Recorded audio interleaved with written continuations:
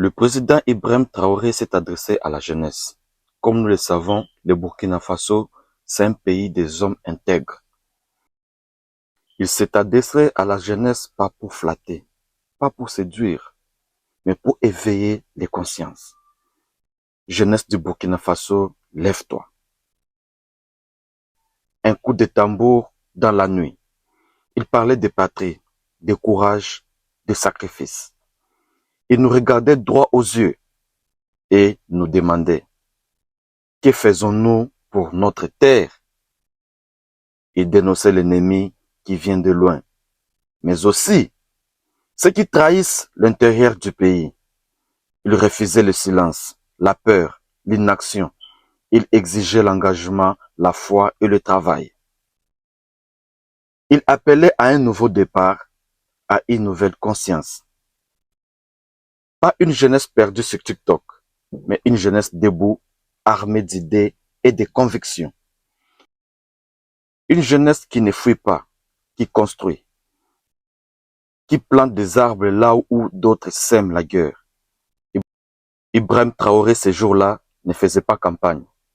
Il lançait une révolution mentale. Il demandait qu'on aime ce pays jusqu'au sacrifice suprême. Il voulait de bâtisseurs, pas de spectateurs, de combattants, pas de victimes. Presque un an après ces paroles, brillent encore nos esprits. Qu'avons-nous fait depuis? Avons-nous répondu à l'appel? Ou nous avons laissé le vent emporter ces mots? L'histoire ne s'écrit pas en regardant, elle s'écrit en agissant. Et ce message, jeunes du Faso, il est pour vous.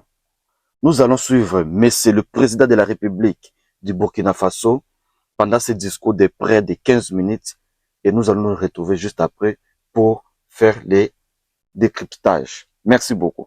Donc la bienvenue à tous les jeunes venus des 13 régions qui sont dans la salle et ceux qui n'ont pas pu avoir accès à la salle. À tous les jeunes venus d'Afrique pour accompagner la jeunesse burkinabé, soyez les bienvenus au pays des hommes intègres.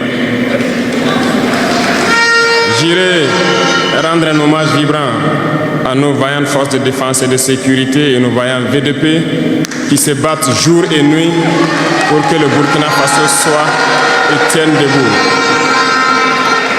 Je souhaite que nous prenions une minute pour prier pour ceux qui sont sur le terrain et aussi pour le repos des âmes de ceux qui sont tombés pour notre patrie.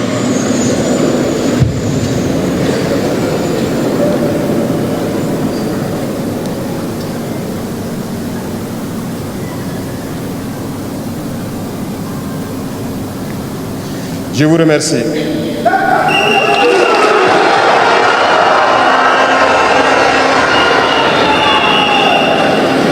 Rendons grâce à Dieu qui a permis que nous nous retrouvions ici aujourd'hui à l'occasion donc de la célébration de la Journée internationale de la jeunesse en bonne santé.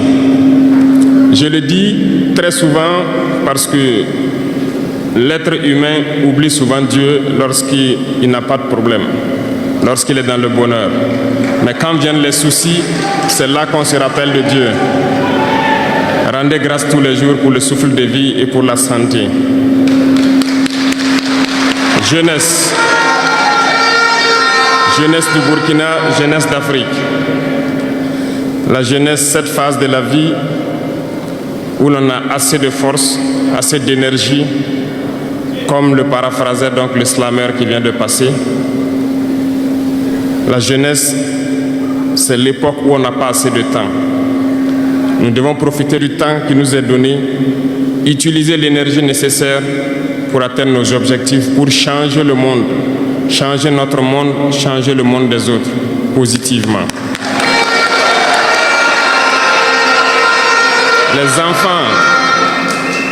Les enfants souhaitent grandir pour être jeunes. Les personnes âgées souhaitent redevenir jeunes. Tout le monde veut être jeune. La jeunesse est une bénédiction. Alors profitez de la jeunesse pour faire œuvre utile. Voilà pourquoi quand je vois dans le thème choisi, les deux premiers mots nous interpellent. Intégration, sécurité. L'Afrique fait face à de nombreux défis. Et on doit se poser des questions. La jeunesse est-elle un atout ou un handicap pour le développement des nations? La réponse est simple et sans équivoque. Et vous la savez. Les pays développés ont pour la plupart une population vieillissante. Et actuellement, beaucoup de pays ont lancé des programmes pour rajeunir leur population. L'Afrique a cette chance d'avoir une population très jeune. Mais pourquoi l'Afrique n'est-elle pas développée? Nous devrions donc nous pencher sur la question de comprendre pourquoi l'Afrique a une population jeune et qu'elle n'est pas développée. Et que les pays qui se disent développés cherchent donc à rajeunir leur population. Il faut que nous arrivions donc à transformer notre jeunesse en un véritable atout et un moteur de développement pour nous. Et pour ce faire, nous avons besoin d'intégration, nous avons besoin de sécurité, de développement, nous avons besoin de nous unir. Certes, vous entendrez parler de l'Union africaine. Oui, elle existe. Mais quel est l'effet de l'Union africaine en réalité?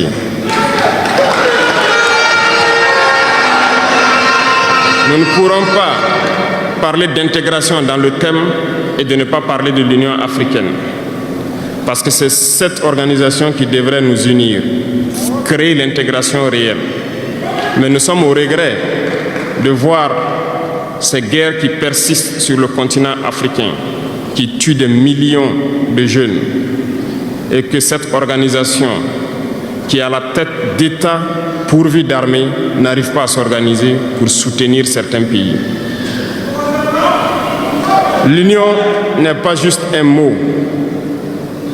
L'union, c'est un symbole. Et nous, jeunes, devrions apprendre leçon de cette situation pour nous unir, pour faire de l'intégration une réalité. J'ai été désagréablement surpris lorsque l'Éthiopie, qui abrite donc le siège de l'Union africaine, vivait un conflit. Et quand j'ai vu le Premier ministre se mettre en treillis et annoncer fermer l'université à Addis Abeba pour faire face à la menace, je n'ai pas vu l'action de l'Union africaine pour protéger ses sièges. Les États occidentaux, pour la plupart, voyaient Addis Abeba tomber, ont plié bagages et partir. L'Éthiopie s'est battue, a trouvé une solution interne et vit plus ou moins en paix aujourd'hui. Les enfants du Congo meurent depuis des années. Plusieurs autres conflits, tels au Soudan, existent sur le continent. Nous aurions aimé voir l'Union africaine générer les forces et toutes les stratégies nécessaires pour soutenir ces États pour qu'ils puissent retrouver la paix. Nous ne viendrons même pas parler de nous ici au Sahel. Depuis près de 10 ans, le Sahel est le théâtre du terrorisme international. Mais nous ne voyons aucun soutien de ces organisations pour trouver une solution à ce problème.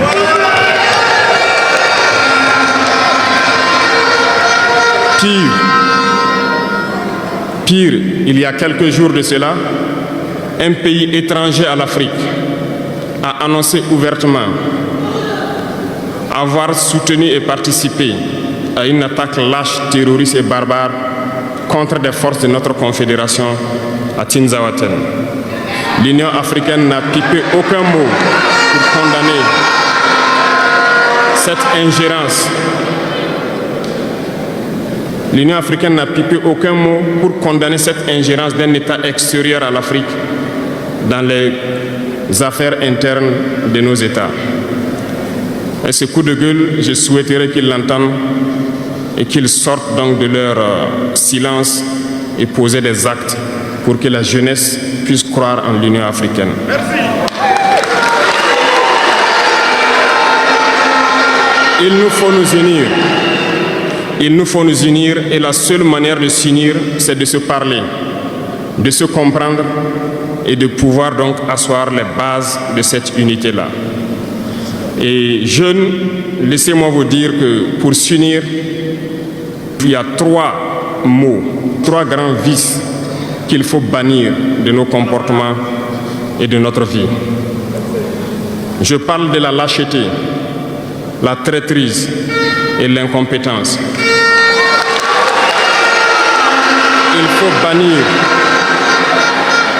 Il faut bannir ces 3 mots de notre mode de vie. Et je m'en vais vous expliquer pourquoi. La lâcheté recouvre beaucoup de vices. Un lâche a toujours peur. Et lorsqu'on a peur, on devient un esclave. On se plie, on lèche les bottes.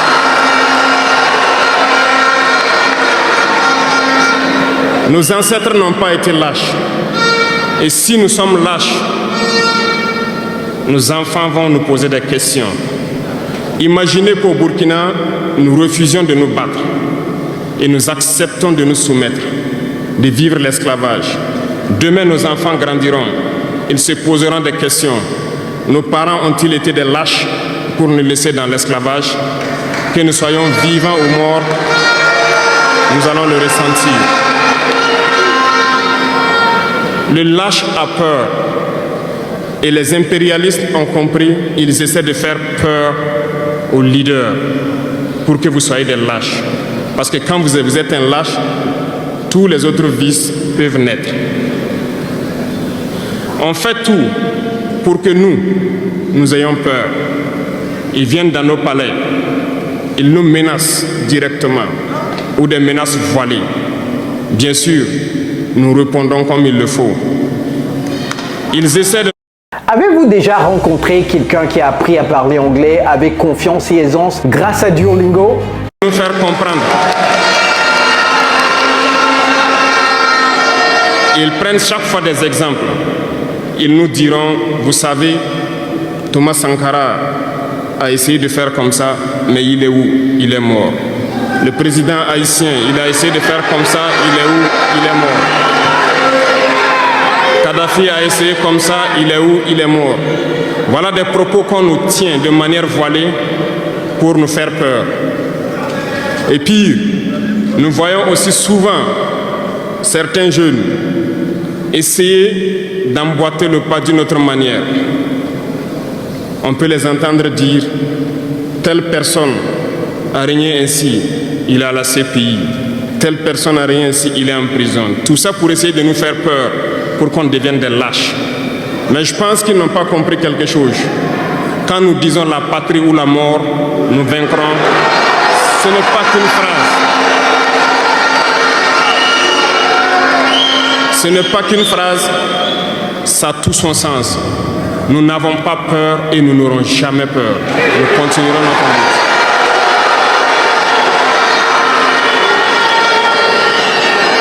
Ils ont fait peur sûrement à beaucoup de chefs d'État africains.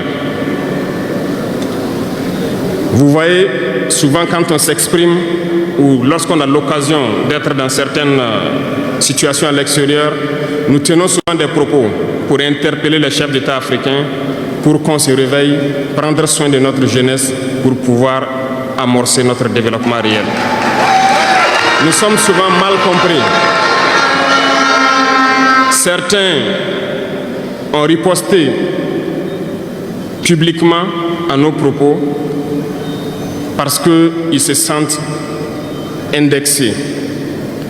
Mais je peux vous assurer, jeunesse, que lorsque nous nous retrouvons dans les couloirs, ces mêmes chefs d'État nous disent « Vous êtes sur la bonne voie, c'est ce qu'il faut faire pour que l'Afrique puisse s'en sortir. »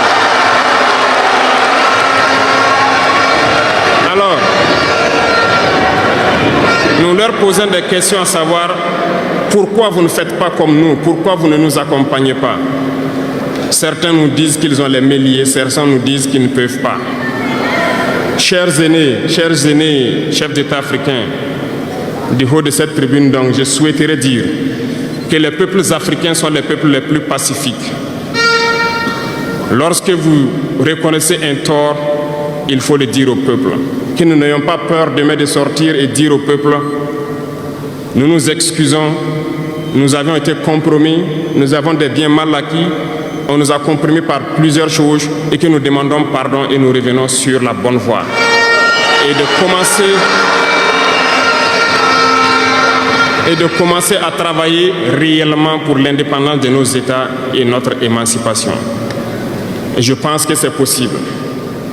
Si nous restons dans cette posture de peur, nous serons lâches. Et l'histoire nous jugera. Nos enfants poseront des questions, nos petits-enfants poseront des questions. Nous sommes en train d'écrire l'histoire, il n'y a pas de place pour la lâcheté. Si nos ancêtres avaient été lâches, nous ne serions pas là. Souvenez-vous, je vous prends un exemple des peuples Bamileke et Bassa, je vais parler des Camerounais.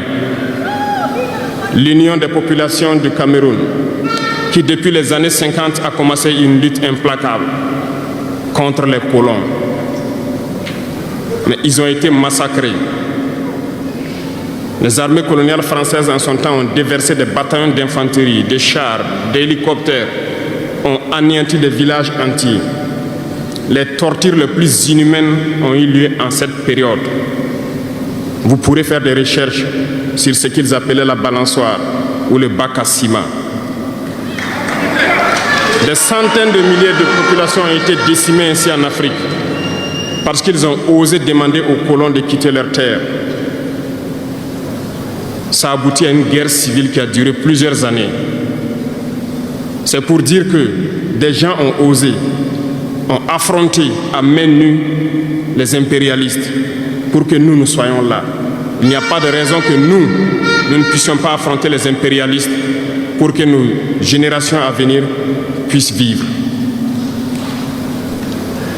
Il y a beaucoup d'exemples à travers l'Afrique d'hommes courageux qui ont refusé d'être lâches, qui ont combattu, qui ont fait face. Eh bien, soyons dignes de ces gens. Nous sommes leurs descendants et soyons dignes d'eux. Un lâche ne peut pas être digne. Ne soyons pas lâches, jeunesse africaine. Parce qu'un lâche est toujours un traître. Et ça va de pair. Until now, Game Changer. They have a wire trimming head that's universal. It's going to fit any weed eater. They have different size leads on it. They have a 3 and a 6. I went with the 6 because I'm never changing weed eater string again. These are absolutely awesome. I don't know what took them so long to come up with these things. You're never going to... Ils essaieront de nous faire peur pour que nous soyons lâches. Et si nous sommes lâches, nous allons trahir. Il faut bannir la traîtrise de nos habitudes. Des Africains ont été traîtres pour que la traite négrière réussisse en Afrique. C'est parce que des Africains ont été traîtres que la colonisation a pu tenir en Afrique. Interrogeons l'histoire, nous le verrons. Lumumba, Patrice Lumumba a été trahi parce qu'il a osé tenir tête. Et ces mêmes télévisions belges sont venues au Congo pour quelques billets tendus à des individus au Congo pour une interview pour contenter leur population et vous avez pu